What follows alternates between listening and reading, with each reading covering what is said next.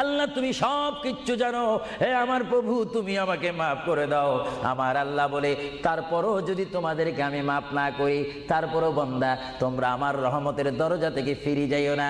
আমি তোমাদেরকে হুকুম দিচ্ছি, ওয়ালাউ আন্নাহুম ইয যালামু আনফুসাহুম জাউকা, বান্দারে যদি গুনাহ করে ফেলো আমার রহমত থেকে মুখ ফিরে তুমি চলে যাইও না।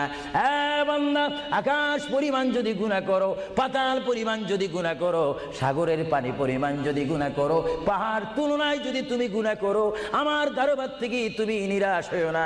বান্দা, আমি তোমাকে একটি রাস্তা পাঠাই দিচ্ছি, একটি পথ তোমাকে আমি দেখাই দিচ্ছি। সেই পথটি কোন পথ তোমরা জানো? ওয়ালাউ আন্নাহুম ইয যালামু আনফুসাহুম জাউকা, বান্দারে যখন তোমরা বরবাদ হয়ে যাবে তখন তোমাদেরকে একটা পথ আমি তোমাদেরকে দেখাই দিলাম।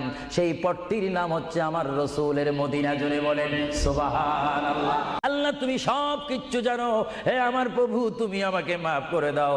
আমার আল্লাহ বলে, তারপরও যদি তোমাদেরকে আমি মাফ না করি, তারপরও বান্দা তোমরা